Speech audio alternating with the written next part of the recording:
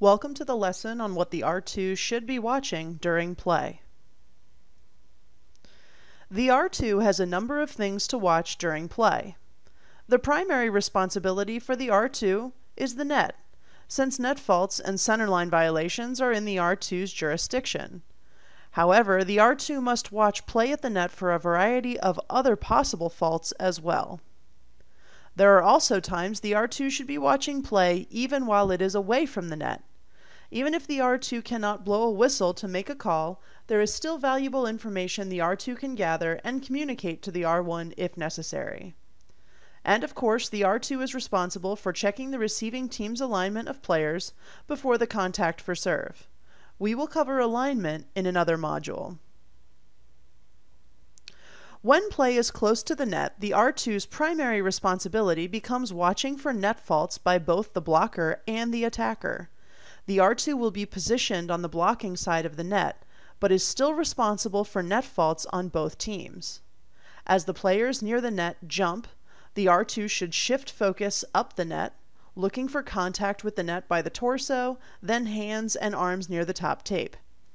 As the players fall, the R2 should shift focus down the net, looking again for contact in the body of the net and near the bottom of the net. As the players land from their attacks and blocks, the R2 should focus on the center line, watching for players stepping entirely across the line. The closer play is to the net, whether there are players jumping or not, the more the R2 should have their focus on the net and center line. The R2 has the best view of the antenna near the scoring table, so one of the responsibilities of the R2 is to determine whether the ball passes entirely between the antennas when it is near the R2's antenna. If the ball contacts the R2's antenna, or any part of the net or standards outside of the antenna, the R2 should whistle the fault, signal out.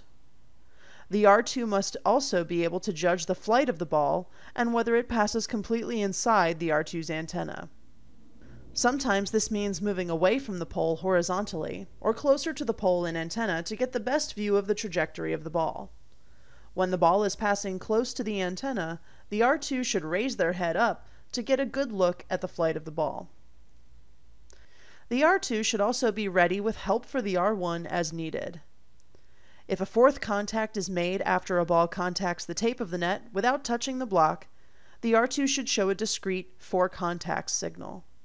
If a back row attack or block is completed, the R2 should show the appropriate discrete signal.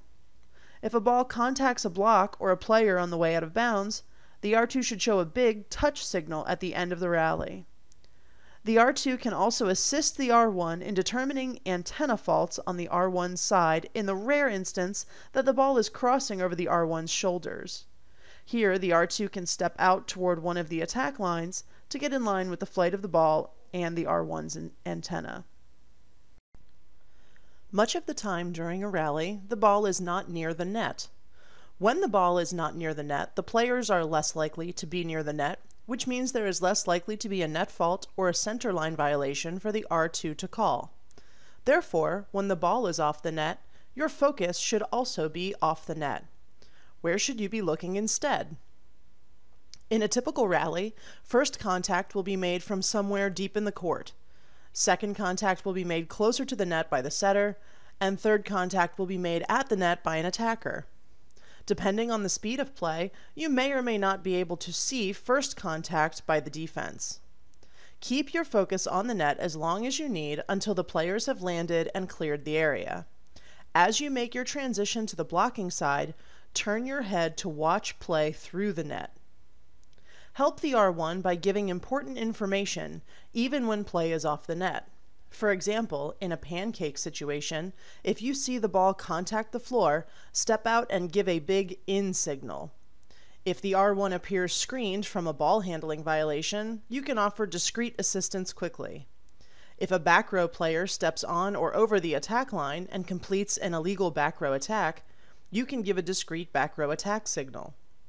Since the R1 is primarily responsible for judging the contact of the ball, it is helpful for the R2 to watch the player's feet and give input when an attack is illegal.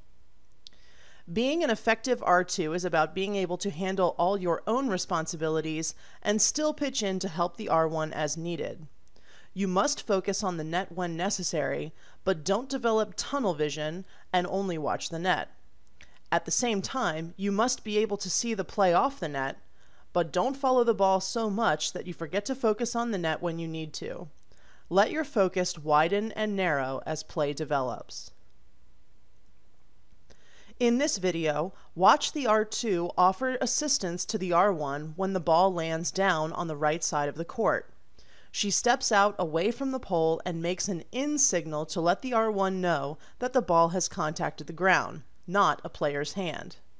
If the R2 had been focused on the net while no one was playing at the net, she would not have been able to offer this help.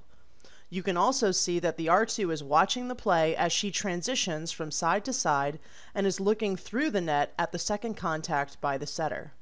She can always leave her attackers with one blocker, and they can just do whatever they want. Got to get this one back over. They set it short. That was a smart play here. But again, another strong hit going to the corner. Got to get to it.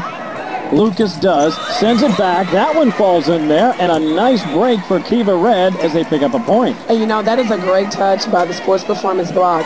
Mizuno really should probably get that ball, actually. I mean, I think that they probably just underestimated it a little. This concludes the second lesson about the second referee. Please mark this lesson complete and continue on to the next lesson. Thank you.